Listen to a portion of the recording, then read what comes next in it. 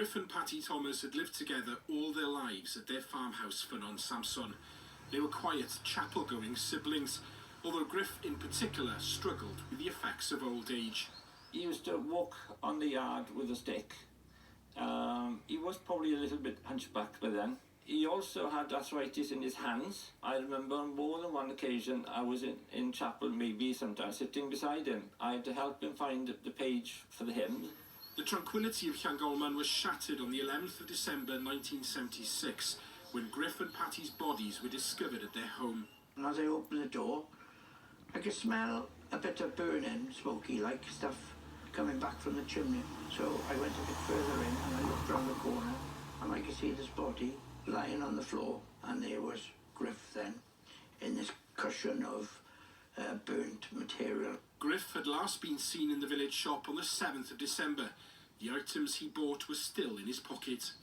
I'm sure that Patty was set upon during that half an hour or so, because as soon as Griff came through that door, he was set upon.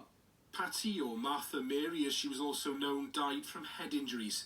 She'd been beaten to death. Her brother Griff died from burns, but he also had injuries to his skull. Initially, the deaths were treated as a double murder, but police changed course and claimed that Griff must have violently attacked his sister in a fit of rage before lying in a fire he'd lit in the kitchen. Griff and Patty are buried in the same grave here at Llangolman Cemetery. Many people in this area simply don't believe that Griff was capable of murdering the sister that he'd lived with all his life. And that sense of injustice lingers on almost 50 years after their tragic deaths. That sense of injustice led to pressure from relatives and local community newspaper Clebran for a fresh investigation. The police agreed to conduct a forensic review of evidence called Operation Hallam. Hugh Absalom believes police should consider exhuming the bodies that could hold vital forensic clues.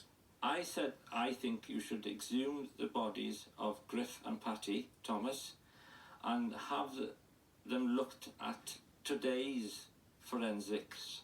You know, forensics has moved on so much since the 70s, and I'm sure they'd be able to look at them now in a new light. Dyfed Powys police say their review is ongoing, but wouldn't comment on calls to exhume the bodies.